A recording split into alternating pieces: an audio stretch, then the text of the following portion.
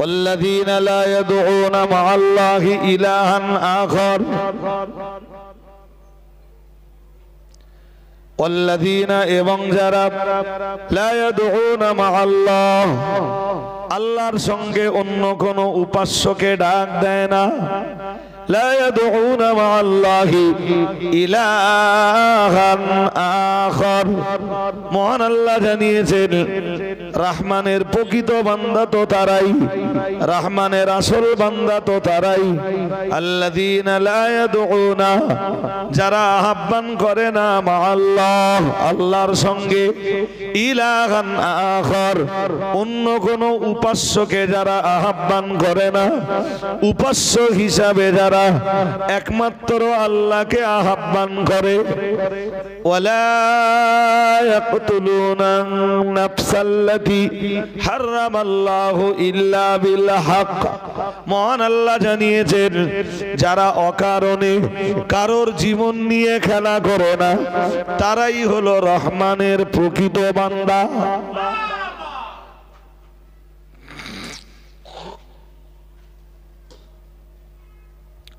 শোনেন, আমি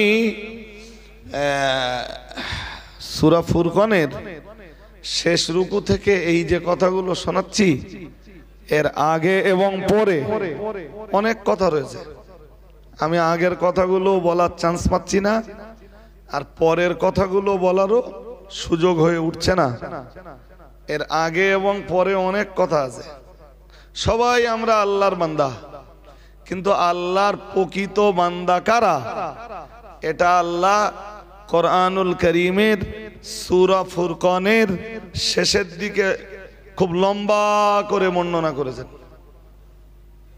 তো বয়ান দিতে দিতে দিতে দিতে একটা জায়গাতে এসে আল্লাহ বলেন যে রহমানের বান্দা তারা যারা কেবলমাত্র আল্লাহকেই ডাকে উপাস্য হিসাবে আল্লাহ ভিন্ন দ্বিতীয় কাউকে আহ্বান করে না, তারাই রহমানের বান্দা। ঠিক পরের কথাটা বললেন এখানে এই আয়াতে আল্লাহ তিনটে কথা বলবেন। প্রথম কথা বললেন তারা তাদের প্রকৃত উপাস্য ছাড়া আল্লাহ ছাড়া অন্য কাউকে উপাস্য হিসাবে ডাকবে না, ডাকেও না, ডাকবেও না। সুবহানাল্লাহ। যেটা আমরা করি উপাস্য হিসাবে শুধু ডাকি কার? সবাই বলুন কার? আল্লাহর।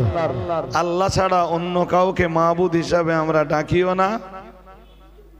কোনদিন যদি আল্লাহর সাথে অন্য কাউকে ডাকি তার নাম হবে, বলুন, শিরক। আর শিরক পিছনের তাম জীবনের আমলগুলো দেবে সব নষ্ট করে, ক্যান্ডিডেটকে জায়গা করে দেবে জাহান্নাম। এই জন্য শিরক থেকে সাবধান। والذين لا يدعون مع الله إلها آخر মহান আল্লাহ জানিয়েছেন والذين এবং যারা لا يدعون আহ্বান জানায় না মা আল্লাহি আল্লাহর সঙ্গে ইলাহান আখার অন্য কোন উপাস্যকে। মহান আল্লাহ পরে আবার জানিয়েছেন, মানে ওই আয়াতে 2 নম্বরে আল্লাহ জানিয়েছেন ওয়ালা ইয়াকতুলুনা নাফসাল্লাতী হারামাল্লাহু ইল্লা বিল হক। মহান আল্লাহ জানিয়েছেন আর রহমানের বান্দা তারাই যারা অকারণে কোনো মানুষের জীবন নিয়ে খেলা করে না, অকারণে কোনো মানুষের দেহের এক ফোঁটা রক্ত ঝরায় না।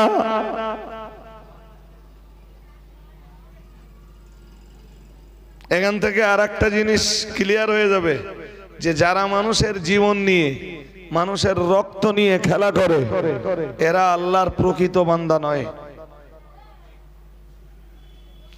প্রকৃত হওয়া তো বহু দূরের কথা, এরা আল্লাহর বান্দাই নয়। কিন্তু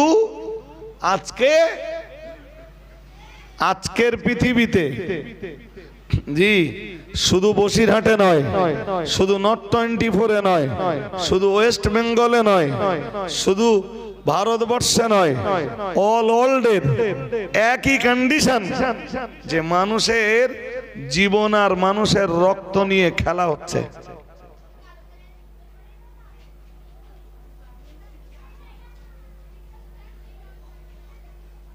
জি, আল্লাহ কি বললেন?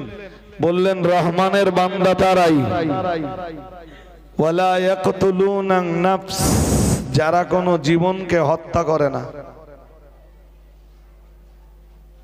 যাদের কাছে আছে মানুষের জীবনের নিরাপত্তা।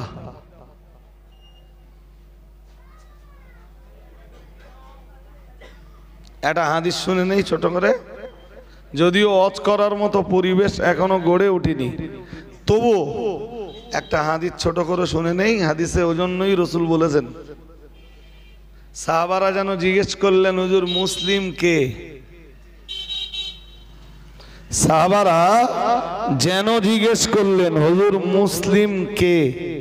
রসুল জবাব দিলেন, আল্লাহ পাকের হাবিব বললেন, কালা আল মুসলিমু মান সালামাল মুসলিমুনা মিন লিসানিহি ওয়া ইয়াদিহি, ও কামা ক্বালা আলাইহিস সালাম।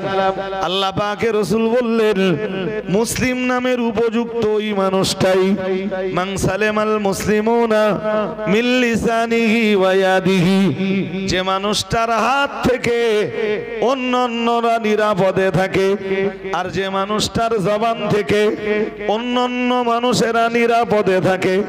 আল্লাহ পাকের রাসূল জানিয়েছেন, সেই মানুষটাই হলো মুসলিম নামের যোগ্য।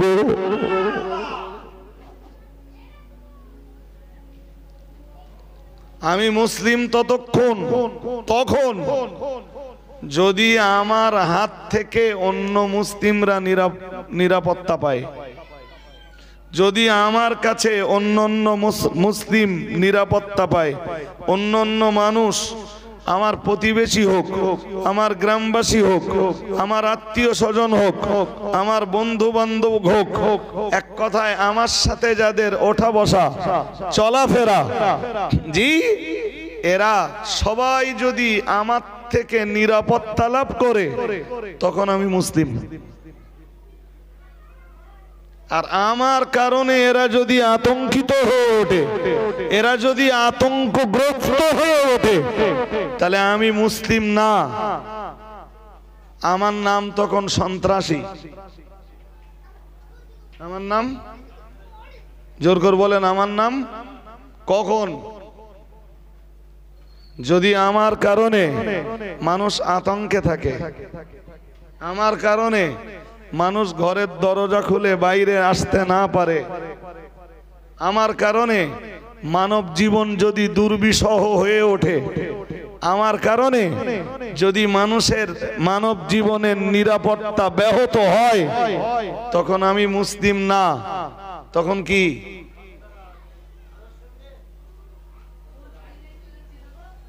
এখনো সন্ত্রাস কি আমরা এটা বুঝিনি কখনো। সন্ত্রাস, সন্ত্রাসী কি কিচ্ছু বুঝিনি, আমরা বুঝিনি। ফর এক্সাম্পল, মনে করুন ডন্ডিহাট বাজারে আপনার দোকান আছে, তা আমি এই এলাকার খুব প্রভাবশালী, সাউন্ডটা একটু বাড়াও না ভাই, এত স্লো থাকবে কেন সাউন্ড? আমি এই এলাকার যথেষ্ট প্রভাবশালী, এটা বলিনি মস্তান, এটা বলিনি ডন। ডন্ডিহাট বাজারে বহু মানুষ ব্যবসা করে খায়, আমার প্রভাব আছে, প্রতিপত্তি আছে, লোকবল আছে, বাহুবল আছে, জনবল আছে, ক্ষমতা আছে, পাওয়ার আছে, তাকাত কুব্বাত আছে, প্রয়োজনে হাতে পুলিশও আছে। তা আমি আমার লোক দিয়ে আপনি কি করলেন কি করলেন না সেটা কিছু মূল্যায়ন না করে, না বুঝে আপনার দোকানে মেরে দিলুম তালা। আপনি আমার থেকে নিরাপদ? হ্যাঁ না বলে না? হ্যাঁ। আপনি যদি এরপরও আমারে ভাবেন যে আমি মুসলিম, তাহলে সন্ত্রাসী কে? তাহলে সন্ত্রাসীরা তুমি ঠিক করে দাও এবার।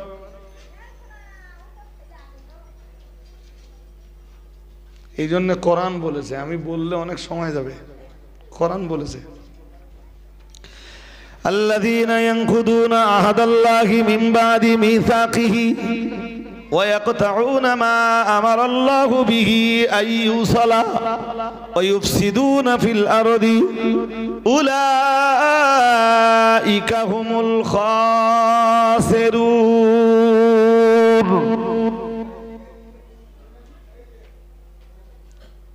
এই একটা আয়াত যথেষ্ট। কি আছে এই আয়াতে? আয়াতের শেষ অংশটা আগে শোনেন আর প্রথম অংশটা পরে শুনবেন। আল্লাহ বললেন আল্লাযীনা ইয়ানকুদুনা আহাদাল্লাহ মিন বাদি মিসাকিহি, যারা আল্লাহর সাথে কৃত অঙ্গীকারকে ভঙ্গ করে। কোন অঙ্গীকার সে কথা আমার ডিসকাস করার সময় আজকে না। জি, পার্টিকুলার ওই আয়াতের উপরে কোনোদিন আলোচনা শুনলে সেদিন ওটা লম্বা ডিসকাসের সময়। আজকে শুধু এতটুকু কনসেপশন দেই যে আমরা এই পৃথিবীতে এসছি আল্লাহর কাছে এক ওয়াদাবদ্ধ হয়ে। শুনছেন নাকি? কি হয়ে এসছি আমরা? কিসের ওয়াদা?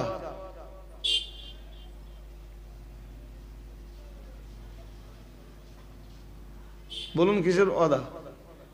সূরা ইয়াসিনে আছে, আল্লাহ বলেন আলাম আহাদ ইলাইকুম, আলাম আহাদ ইলাইকুম, আমি কি তোমাদের কাছে অঙ্গীকার নেয়নি? কে বলছেন? জোর করে বলুন, কে বলছেন? আল্লাহ। কি বলছেন? আমি কি অঙ্গীকার নেয়নি? আমরা জানো বললাম আল্লাহ কিসের অঙ্গীকার? আল্লাহ পাক রব্বুল আলামিন বললেন আল্লাহ তা'বুদুশ শাইতান, তোমরাই না একদিন অঙ্গীকার করেছিলে তোমরা শয়তানের দাসত্ব করবে না, শয়তানের মান্যতা দেবে না, শয়তানির বিরুদ্ধাচরণ করবা, তোমরা শয়তানের রাস্তা ধারণ করবা না, শয়তানের বাতলে দেওয়া রাস্তায় তোমরা নিজেদের জীবনকে পরিচালনা করবা না। তোমরা কি আল্লাহর কাছে এই অঙ্গীকার করনি? আল্লাহ জিজ্ঞেস করছেন আলাম আহাদ ইলাইকুম আল্লাহ তা'বুদুশ শাইতান, অঙ্গীকার করনি? তোমাদের মনে নেই? এন অঙ্গীকার কবে করেছিলাম, কোথায় করেছিলাম সে সব কোরআনে আছে। বাট আমার বক্তব্যের প্রাসঙ্গিকতা ওটা নয়। সূরা বাকারা থেকে যে আয়াতটা পড়েছি ওই আয়াতের মর্মটা বুঝুন। আল্লাযীনা ইয়ানকুদুনা আহাদাল্লাহি মিন বাদি মিসাকিহি, মহান আল্লাহ জানিয়েছেন যারা আল্লাহর সাথে কৃত অঙ্গীকারকে ভঙ্গ করে। আল্লাহ পাক রব্বুল আলামিন বললেন এবং কিয়ামত পর্যন্ত যারা এই আল্লাহর সাথে কৃত সেদিনের অঙ্গীকারকে ভঙ্গ করবে। আল্লাহ পাক 2 নম্বরে বললেন ওয়া ইয়ানকুদুনা আল্লাযীনা ইয়ানকুদুনা আহাদাল্লাহি মিন বাদি মিসাকিহি ওয়া ইয়াকতাউনা মা আমারাল্লাহু বিহি আইয়ুসালা। মহান আল্লাহ জানিয়েছেন আর আমি আল্লাহ পাক রব্বুল আলামিন যে সম্পর্ক তাদেরকে বহাল রাখতে নির্দেশ দিয়েছি ওই সম্পর্কে যারা বিচ্ছিন্নতা নিয়ে আসে।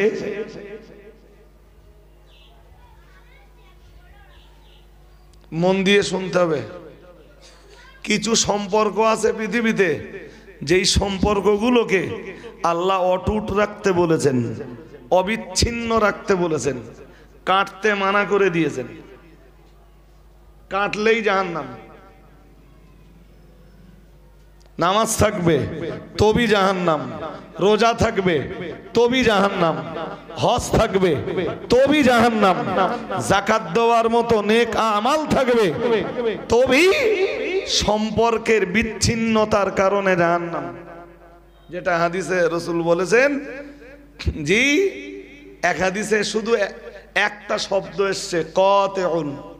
কাতিউন শব্দের অর্থ হলো আত্মীয়তার সম্পর্কে বিচ্ছিন্নতা আনায়নকারী, অর্থাৎ আত্মীয়তার সম্পর্ককে কর্তনকারী, আত্মীয়তার সম্পর্ক যারা কেটে দেয়। হাদিসে এসেছে লা ইয়াদখুলুল জান্নাতা কাতিউন, নবীজি বলেছেন ওরা জান্নাত পাবে না, জান্নাতে যাবে না। কারণ কারণ হ্যাঁ, ওটা আমরা ওরকম স্বাভাবিক বুঝি। আর যদি আর একটু গাঢ় বোঝার চেষ্টা করি তাহলে এরম ভাবে বুঝতে হবে, এই যে একে আল্লাহর ইবাদত, বান্দার কাছে প্রথম অধিকার আল্লাহর। কার অধিকার? কথা হয় না। কার অধিকার? কি বাবার অধিকার? কি বাবার অধিকার বলুন? ইবাদত পাবার অধিকার। হযরত মুআজ ইবনে জাবালকে নিয়ে রাসূল কোথাও যাচ্ছেন, মুআজ গাধার পিঠে, রাসূলের পিছে বসা, বাহনের পিছনের দিকে বসা মুআজ ইবনে জাবাল, রাসূলুল্লাহ সামনে বসা, কোথাও যাচ্ছেন রাসূলুল্লাহ। কিছু দূর যাওয়ার পরে নবী মুআজকে ডেকেছেন। ফাকালা ইয়া মুআজ, নবীজি বললেন হে মুআজ, আতাদরি মা হক্কুল্লাহি আলাল ইবাদ, তুমি কি জানো মুআজ বান্দার কাছে আল্লাহর অধিকার কি? আল্লাহ পাকের নবী সাহাবী মুআদ ইবনে জাবাল বললেন আল্লাহু ওয়া রাসূলুহু আলাম, ইয়া রাসূলুল্লাহ ইয়া হাবিবাল্লাহ, হুজুর বান্দাদিগের কাছে, বান্দাদিগের নিকটে আল্লাহর অধিকার কি এটা আমি কেমন করে বলবো? হুজুর আপনি আমায় বলে দিন। মুহাম্মাদুর রাসূলুল্লাহ সাল্লাল্লাহু আলাইহি ওয়াসাল্লাম, আমার আল্লাহ পাকের নবী বললেন ও সাহাবী মুআদ ইবনে জাবাল, মনে রাখো হক্কুল্লাহি আলাল ইবাদি আইয়াবুদু ওয়ালা ইউশরিকু বিহি শাইআ আও কামা ক্বালা আলাইহিস সালাম। প্রিয় নবী মুহাম্মদুর রাসূলুল্লাহ সাল্লাল্লাহু আলাইহি ওয়াসাল্লাম নবী আমার জানিয়ে দিয়েছেন, ও সাহাবীরা মনে রাখো, আল্লাহ পাকে নবী খাস করে মুআদ ইবনে জাবালকে বললেন, ও মুআদ ইবনে জাবাল মনে রাখো, বান্দাদিগের নিকটে আল্লাহর অধিকার হলো আইয়াবুদুহু, বান্দা আল্লাহর ইবাদত করবে, ওয়ালা ইউশরিকু বিহি শাইআ, আর যে আল্লাহর ইবাদত করবে ওই আল্লাহর সঙ্গে কখনোই শরীক করবে না। মানে আল্লাহর জন্য শিরক মুক্ত ইবাদত করবে বান্দা, এটাই বান্দার কাছে আল্লাহর অধিকার। সুবহানাল্লাহ। এমন ইবাদত করবে যেই ইবাদতের ভিতরে কোনো শিরক থাকবে না, আর শিরক থাকলে ওই ইবাদত অ্যাকসেপ্টেড নয়। মুআজ ইবনে জাবাল বিষয়টা বুঝলেন যে আল্লাহর কাছে, বান্দার কাছে আল্লাহর অধিকার, বান্দা আল্লাহর শিরক মুক্ত ইবাদত করবে। এইটা নিয়ে মুআজ ইবনে জাবাল পিছনে বসে বসে ভাবছেন, আর বাহন আরো কিছুটা এগিয়ে গেল, পিছনে মুআজ ইবনে জাবাল বসা। কিছুক্ষণ পর রাসূলুল্লাহ চেহারাটা আবার ঘোরালেন, ঘুরিয়ে জিজ্ঞেস করলেন, মুআজ আতাদরি, তুমি কি জানো ওমা হাক্কুল ইবাদি আলাল্লাহ, আল্লাহর কাছে বান্দার অধিকার কি? আগেরটা কি ছিল? বান্দার কাছে আল্লাহর অধিকার। এবার নবী জিজ্ঞেস করলেন, মুআজ জানো আল্লাহর কাছে বান্দার অধিকার কি? মুআজ ইবনে জাবাল বললেন, হুজুর আমি কেমনে জানবো, আপনি বলুন। নবীজি জবাব দিলেন, বললেন আল্লাহর কাছে বান্দার অধিকার হলো যেই বান্দা আল্লাহর অধিকারকে আদায় করবে, অর্থাৎ ইবাদত করবে শিরক মুক্ত ইবাদত, আল্লাহ তখন ওই বান্দার অধিকার আদায় করতে আল্লাহ ইউআযিবাহু আও আল্লাহ ইউআযিবাহুম, বান্দা আল্লাহর অধিকার আদায় করলে আল্লাহ তখন ওই বান্দার জন্য জাহান্নামকে হারাম করে দিয়ে আল্লাহ জান্নাত বরাদ্দ করে দিয়ে বান্দার অধিকারটা তখন তিনি আদায় করবেন। দরকার কি? বলুন, যদি জান্নাতে যেতে হয় কি বুঝলেন, কি বুঝতেছেন? যে আমি আল্লাহর অধিকার আদায় করব, তবে আল্লাহ আমার অধিকার, বলুন বলুন,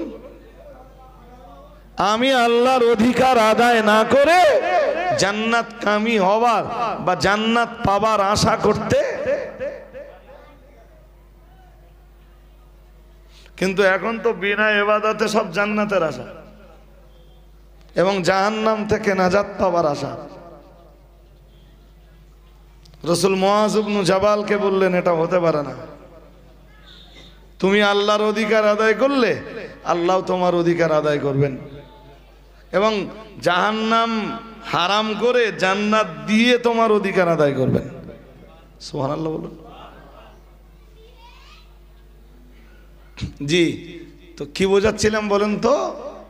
গুলিয়ে ফেললে তো হবে না। আমি এসব বিষয় নিয়ে হয়তো মুখ খুললে অনেক বলতে পারবো, বাট প্রথম অধিকার কার? কথা বলেন। বান্দার কাছে প্রথম অধিকার কার? আল্লাহর। আল্লাহর ইবাদতের পরেই সবচেয়ে বড় অধিকার বাবা আর মায়ের। শুনছেন নাকি? বান্দার পরে, আল্লাহর পরে বান্দাদিগের ভিতরে সবচাইতে বড় অধিকার মায়ের আর বাবার। মায়ের আর বাবার। কে বলতেছেন? আমার কথা না, কোরআনের বহু আয়াত রয়েছে। আমি এক জায়গা থেকে পড়ি, وقضى ربك ألا تعبدوا إلا إياه وبالوالدين إحسانا। মহান আল্লাহ জানিয়েছেন এটা তো তোমার রবের চূড়ান্ত সিদ্ধান্ত। 15 পারা সূরা বনী ইসরাঈলে মহান আল্লাহ জানিয়েছেন এটা তোমার রবের চূড়ান্ত সিদ্ধান্ত। তোমার রব এ ব্যাপারে চূড়ান্ত সিদ্ধান্ত নিয়েছেন, আল্লাহ তা'বুদু ইল্লা ইয়াহু, কেবলমাত্র তোমরা তোমাদের রবের ইবাদত করবা। মহান আল্লাহ পরেই বললেন অবিল ওয়ালিদাইনি ইহসানা। আর ও বান্দা মনে রাখো, আমার ইবাদতের পরে, আমার উপাসনা আরাধনার পরে, আমার বান্দেগীর পরে তোমাদের কাছে তোমাদের অধিকার হলো তোমাদের মায়ের আর বাবার। আর একটু মন খুলে বলেন, কার কার অধিকার? আর বলতেছেন না কেন? কার কার বলবেন তো? প্রথম অধিকার কার? আল্লাহর। কিসের অধিকার? সেবা পাবার অধিকার না। কি পাবার অধিকার? ইবাদত পাবার অধিকার। তো আল্লাহর এই অধিকার আদায় করার পরে এবারে বান্দা দেখবে তার মা বাবা বেঁচে আছে কিনা। যদি বেঁচে থাকে কি করা লাগবে? কিছু বলে না। কি করা লাগবে?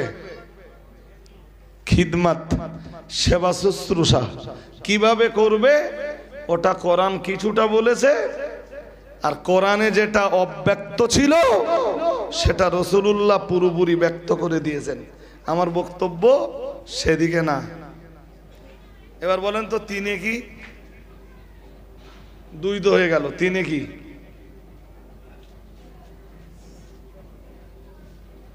কথা বলেন। তিনে দায়িত্ব শেষ সব।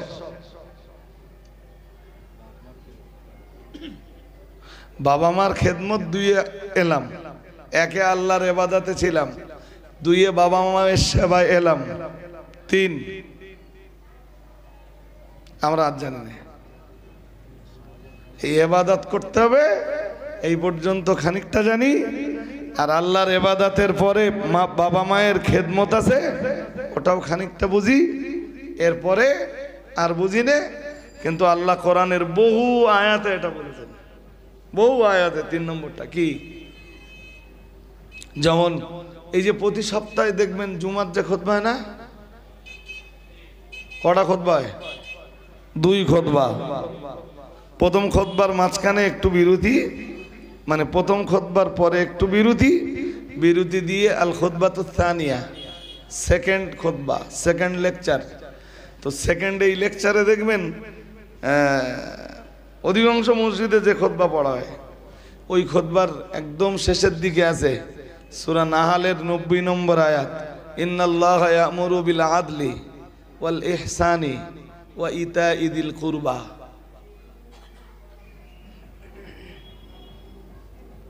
ওখানে আদল কি জানেন?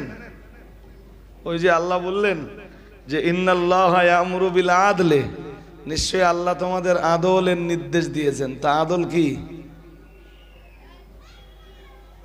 তাও জানি না, আর জীবনে জানবার চেষ্টাও করিনি, মনেও কোনোদিন হয়নি যে আমাদের ইমাম সাহেব রোজ রোজ রোজ রোজ এই কথাটা পড়ে কেন, প্রত্যেক জুমায় জি এইটা পড়ে কেন। আরো তো কোরআনের আয়াত ছিল, সেগুলো পড়ে না কেন? এই আয়াতটা প্রতি জুমায় পড়ে কেন? আসলে ওই আয়াতটা না এমন একটা আয়াত যে একমাত্র আয়াত দিয়ে তাম পৃথিবীকে নিয়ন্ত্রণ করা যায়।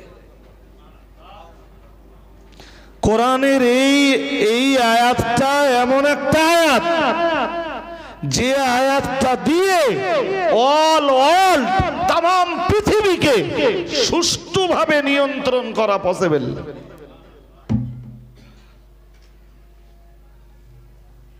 এই জন্য প্রত্যেক ইমাম সাহেব জুমার খুতবাতে ওই আয়াতটা পড়ে, ইন্নাল্লাহা ইয়া'মুরু বিল আদলি ওয়াল ইহসানি ওয়া ইতা'i যিল কুরবা ওয়া ইয়ানহা আনিল ফাহশাই ওয়াল মুনকার ইয়া'iযুকুম লাআল্লাকুম তাযাক্কারুন।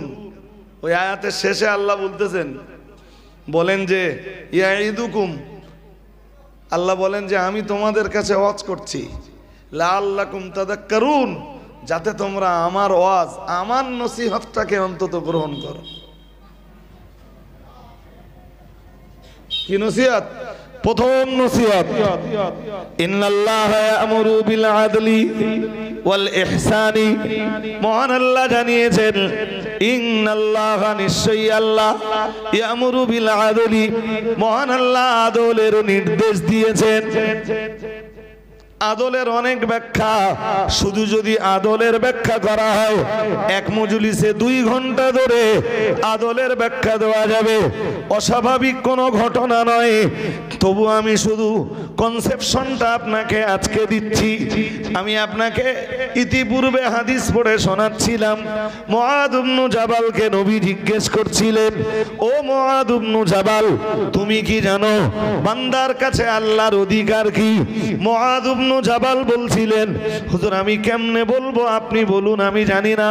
মুহাম্মাদুর রাসূলুল্লাহ সাল্লাল্লাহু আলাইহি ওয়াসাল্লাম বলছিলেন, ও মুআদ ইবনে জাবাল, বান্দাদিগের কাছে আল্লাহর অধিকার হলো, বান্দাদিগের কাছে আল্লাহর হক হলো আইয়াবুদুহু, বান্দা আল্লাহর ইবাদত করবে, ওয়ালা ইউশরিকু বিহি শাইআ, যে আল্লাহর ইবাদত করবে ওই আল্লাহর সঙ্গে কাউকে শরীক করবে না। ওটাই হলো বান্দার জীবনের সবচাইতে বড় আদল,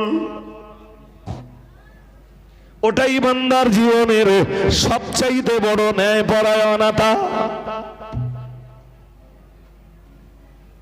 যে বান্দা আল্লাহর ইবাদতমুখী নয়, ও বান্দা তো ন্যায়পরায়ণ নয়, ও বান্দা আদলটাকে নিজের জীবনে গ্রহণ করতে পারিনি, ও বান্দা ইনসাফওয়ালা বান্দা নয়।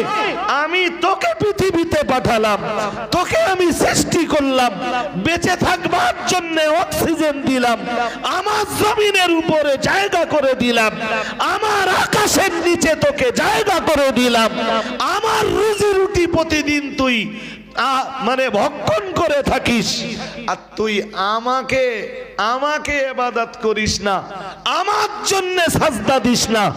বান্দা, তোর জীবনের এর চাইতে বড় বেইনসাফি আর কি হতে পারে? তুই অন্যের ন্যায় বিচার পরে করবি, নিজের উপরে আগে ন্যায় বিচারটা কর। ওই জন্য ওখানে আদলের মানে যদি হয় ন্যায় বিচার, তাহলে প্রত্যেক বান্দা তার নিজের উপরে প্রথম ন্যায় বিচারটা করবে। বাকি ব্যাখ্যা কোরআনের তাফসীরে। কোরআনের তাফসীরে মিন্স আমার বলবার মতো অবকাশ পরিবেশ কোনোটা নেই, কোনোটা নেই। শুধু আর একটা কথা ধরাবো, সূরা আলে ইমরানের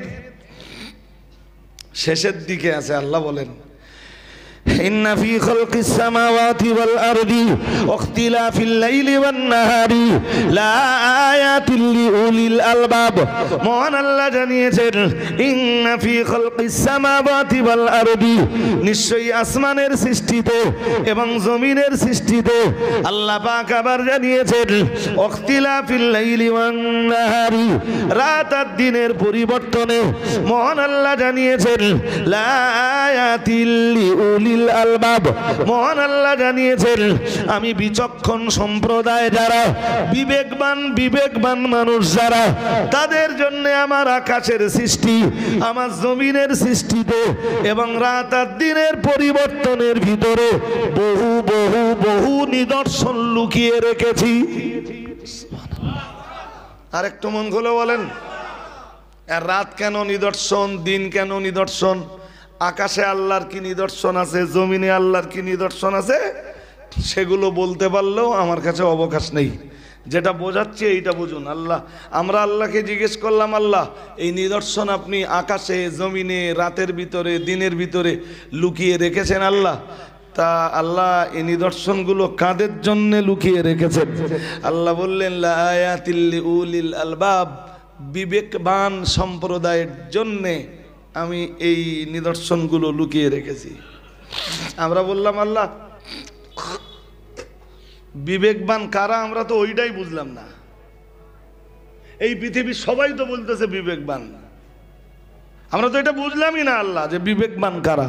আল্লাহ বললেন বুঝলে না, ঠিক আছে আমার কাছে বুঝে নাও, আমার কোরআন থেকে বুঝে নাও। ঠিক পরে আবার একটা আয়াত দিলেন, দিয়ে বিবেকবান কারা ওইটা আল্লাহ বুঝিয়ে দিলেন খুব সুন্দর করে। বললেন আল্লাযীনা ইয়াযকুরুনাল্লাহা কিয়ামান ওয়া কুউদান ওয়া আলা জুনুবিহিম ওয়া ইয়াতাফাক্কারুনা ফী খালকিস সামাওয়াতি ওয়াল আরদ রাব্বানা মা খালাকতা হাযা বাতিলান সুবহানাক ফাকিনা আযাবান নার। আমরা জানো জিজ্ঞেস করলাম আল্লাহ বিবেকবান হতে গেলে কি কি লাগবে? মহান আল্লাহ এক নম্বরে বললেন আল্লাযীনা আল্লাহ, মহান আল্লাহ বললেন বিবেকবান হতে গেলে এক নম্বরে লাগবে যিকরুল্লাহ। কি লাগবে? মানে আল্লাহ জিকির। কি লাগবে বলুন বলুন। বিবেকবান কারা? আল্লাহ বলবেন, আল্লাহ জবাব দিলেন জিকির করে যারা। সুবহানাল্লাহ। যাদের জিকির নেই ওদের বিবেক নেই, জিকির আছে বিবেক আছে। আমরা বললাম জিকির কি? আল্লাহ বললেন তাকিয়ে দেখো আমার কোরআনের দিকে, জিকির কোনটাকে বলে আমি ও ব্যাপারেও কোরআনে বহু আয়াত দিয়ে রেখেছি।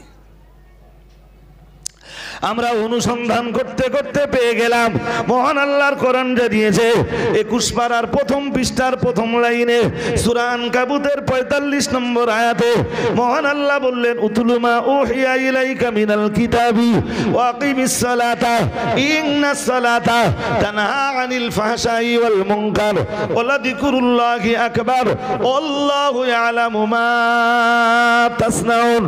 আমরা জানো বললাম আল্লাহ জিকরুল্লাহ কোনটা, আমরা আরো পরিষ্কার হতে চাই। মহান আল্লাহ আবার একটা আয়াত দিলেন সূরা তাহার ভিতরে, আল্লাহ পাক আয়াতটা দিয়ে বললেন ইন্নানি আনাল্লাহ লা ইলাহা ইল্লা আনা ফা'বুদনি ওয়া আকিমিস সালাতা লিযিকরি। আমরা জানো বললাম আল্লাহ আমরা তো ওই আয়াতে খুব স্পষ্ট হতে পারিনি। আল্লাহ মহান আল্লাহ বললেন শোনো যিকরুল্লাহ কাকে বলে, আমার জিকির কাকে বলে, এটা এবার আমি বুঝিয়ে দেব। ইন্নানি আনাল্লাহ, মহান আল্লাহ বললেন নিশ্চয়ই আমি হলাম আল্লাহ, লা ইলাহা ইল্লা আনা, আমি ছাড়া কোনো উপাস্য নেই, ফাবুদুনি, সুতরাং আমার ইবাদত করো, ওয়াকিমিস সালাতা লিযিকরি, মহান আল্লাহ বললেন আর আমার জিকিরের জন্য সালাত কায়েম করো। সালাত কিসের জন্য এবার বলেন? বুঝতে অসুবিধা হচ্ছে? সালাত কিসের জন্য? আল্লাহ বললেন ওয়াকিমিস সালাতা, তুমি সালাত প্রতিষ্ঠা করো। আমরা কেন বললাম আল্লাহ সালাতের ভিতরে কি পাবো? আল্লাহ বললেন লিযিকরি, ওটাই তো আমার জিকির, আমার জিকিরের জন্য তুমি সালাত প্রতিষ্ঠা করবা। এবার বলুন বিবেকবান কারা? জিকির করে যারা, তাই তো? জিকির করে যারা। জি, জিকিরের মর্ম কি? হ্যাঁ, সুতরাং যাদের নামাজ নেই, বিবেক নেই, নামাজ নেই, ওইটাই তো আল্লাহ 14 পারা সূরা নাহলের 90 নম্বর আয়াতে বললেন ইন্নাল্লাহা ইয়ামুরু বিল আদল। আল্লাহ বলেন আমি তোদের প্রথম নির্দেশ দিচ্ছি আদলের নির্দেশ, ন্যায় পরায়ণ হবার নির্দেশ, ন্যায় পরায়ণতা অবলম্বনের নির্দেশ। তুই যতক্ষণ পর্যন্ত আমার জন্য সাজদায় পতিত না হবি ততক্ষণ পর্যন্ত তুই ন্যায় পরায়ণ না। সে সমাজের কোনো মাস্টার হতে পারে, ডাক্তার হতে পারে, ইঞ্জিনিয়ার হতে পারে, সায়েন্টিস্ট হতে পারে, ভৌগোলিক হতে পারে, ঐতিহাসিক হতে পারে, বৈজ্ঞানিক হতে পারে, মহাকাশ বিজ্ঞানী হতে পারে, ভূতত্ত্ববিদ হতে পারে, জি, কলেজের কোনো প্রফেসর হতে পারে, ইউনিভার্সিটির কোনো লেকচারার হতে পারে, জি, এ বি সি তিনি যেই হন, যার ভিতরে আল্লাহর জিকির নেই, যার ভিতরে সালাত নেই, ও বিবেকবান নয়, ওর বিবেক মরে গেছে। আর যার বিবেক মরে যায় ওটা মানুষ না, ওটা কি? কথা বলেন না কেন?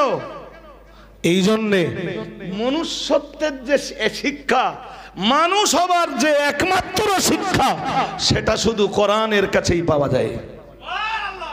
কোরআন ভিন্ন মনুষ্যত্বের শিক্ষা কোন স্কুলে, কোন কলেজে, কোন ইউনিভার্সিটিতে কোথাও মেলে না। একমাত্র মেলে কোথায়? কোরআনে। সুবহানাল্লাহ। যদিও আমরাও যখন মাদ্রাসায় পড়তাম তখন অনেকে ভাবতো যে এসব বিদ্যা সব ফকিরি বিদ্যা।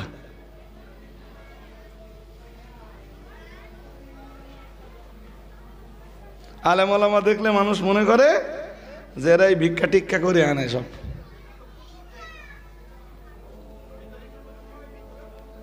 কি বলেন? কি বিদ্যা? আর কোনদিন বলবেন? হ্যাঁ, এটাই মূল বিদ্যা। এটাই কোনটা?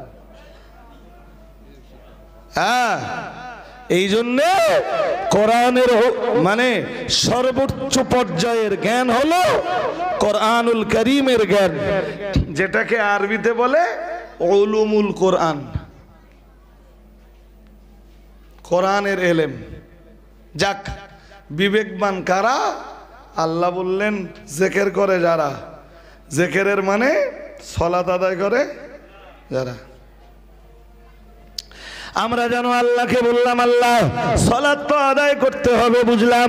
বিবেকবান হতে গেলে সালাত তো আদায় করা লাগবে, বুঝলাম। কিন্তু সালাত আদায়ের পদ্ধতিটা কি হবে আপনি বলে দেন। মহান আল্লাহ বললেন আল্লাযীনা ইয়াযকুরুনাল্লাহ কিয়ামান। আল্লাহ পাক রব্বুল আলামিন বললেন সালাত আদায়ের প্রথম পদ্ধতি হলো দাঁড়িয়ে দাঁড়িয়ে। তুমি সালাত আদায় করবা দাঁড়িয়ে দাঁড়িয়ে, দাঁড়িয়ে দাঁড়িয়ে জিকির করবা দাঁড়িয়ে দাঁড়িয়ে। আমরা জানো বললাম আল্লাহ কোনদিন আমার দেহ যদি না টানে, দাঁড়ানোর মতো ক্ষমতা যদি না থাকে, মহান আল্লাহ বললেন কিয়ামা ওয়া কুউদান। মহান আল্লাহ বললেন বান্দা সেদিন তোকে কষ্ট করে দাঁড়াতে হবে না, সেদিন বসে বসে। তোর প্রতি আমার জুলুম নেই, তুই দাঁড়িয়ে পাচ্ছিস না, সেদিন বসে পড়বি। সুবহানাল্লাহ বলুন। আমরা বললাম আল্লাহ বসেও পারতেছি না, বসবার মতো ক্ষমতাও আল্লাহ নেই। আল্লাহ বললেন বসবার ক্ষমতা নেই, ঠিক আছে, ওয়ালা জুনুবিহিম, সেদিন তুই শুয়ে থাকা অবস্থাতেই আমার জিকির করবি। শুয়ে থাকা অবস্থায় তুই নামাজ আদায় করে দিবি। আল্লাহ শুয়ে থাকা অবস্থাতে নামাজ আদায় করলাম, কিন্তু কেবলার দিকে মুখ করে সালাত আদায় করার মতো নো কন্ডিশন আমার কোনো কন্ডিশন নেই। আল্লাহ বললেন ফাইনামা তুয়াল্লু ফাসাম্মা ওয়াজহুল্লাহ, বললেন তুই যেদিকে ফিরে সালাত আদায় করবি সেদিকে তোর রবের সন্তুষ্টি রয়েছে।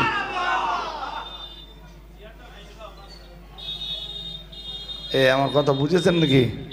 বুঝেছেন? কটা হলো বলেন দিন? আল্লাহ আমি তো এমন কন্ডিশনে পৌঁছে গেছি আল্লাহ, যেই কন্ডিশনে আমার তো ডাক্তার পানি লাগাতেও নিষেধ করে দিয়েছে। তো আমার তো সালাত আদায় করতে গেলে আল্লাহ এই পানি লাগাতে হবে। পবিত্রতা অর্জন না করা পর্যন্ত নামাজের দরজা তো খুলবে না আল্লাহ, কিন্তু আমি তো পারতেছি না আল্লাহ। আল্লাহ বললেন ফাতায়াম্মামু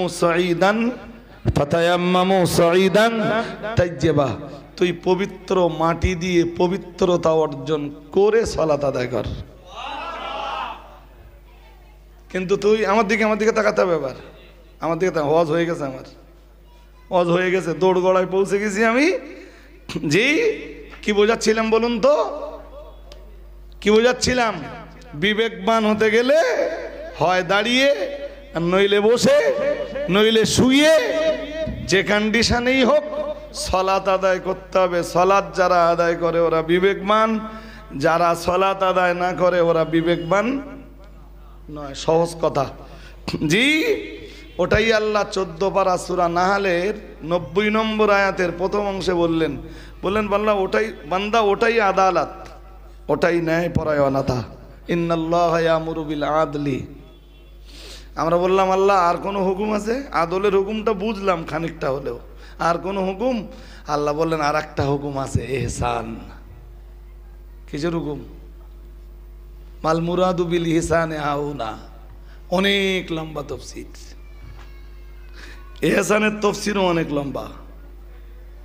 আমরা যদি কোরআনের তফসির কোরআন দিয়ে নেই, তাহলে ওয়াকাদা রাব্বুকা আল্লাহ তা'বুদু ইল্লা ইয়্যাহু ওয়া বিল ওয়ালিদাইনি ইহসানা। যদি কোরআনের তফসির কোরআন দিয়ে নেই, তাহলে ফার্স্ট টাইম এখানে ইহসানের মর্ম হবে তোর মা বাপের প্রতি সদ্ব্যবহার। কার প্রতি? সেই তো কন্ডিশন একই এসে দাঁড়ালো। 2 পর্যন্ত বুঝলুম, 3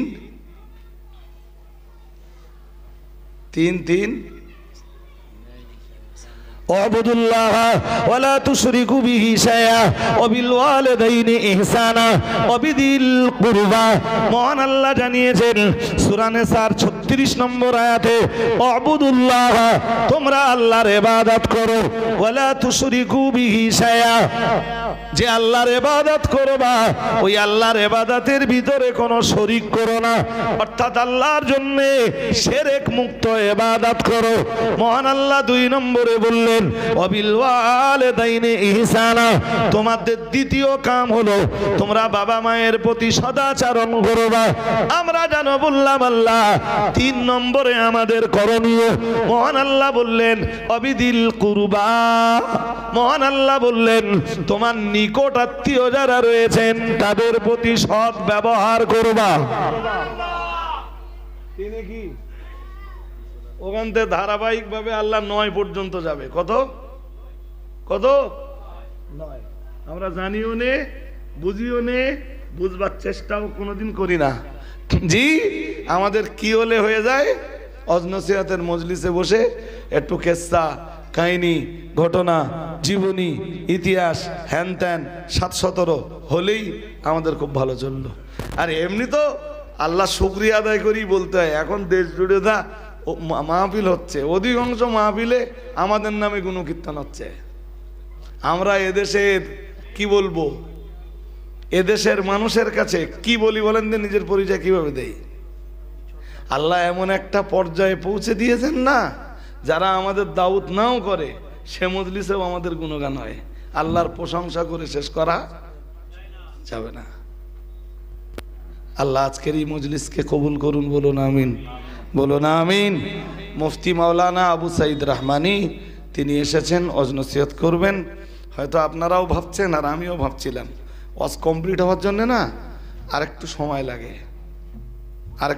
লাগে, বাট সে সময় না আছে আমার হাতে। আমার 8:30 টাইম বাসারি, এখানে 8:32। ত্রুটি বিচ্যুতি বেয়াদবি ক্ষমা করুন। আজ এই পর্যন্ত থাক, ফের ইনশাল্লাহ নেক্সট টাইম। এই সাজু বলছিল, সাজু কি বলছিলে? এই সাইডটা নাকি খাদিজার সদস্য একটু কম আছে, ফুলবাড়ি অনেক সদস্য হয়েছে এবং আপনারা পয়সা দিয়েছেন, সে পয়সা সাহায্য খেয়ে ফেলেনি, সে পয়সাও মাদ্রাসায় পৌঁছে উঠেছে, অসুবিধে নেই। আর এই পাঠটাতে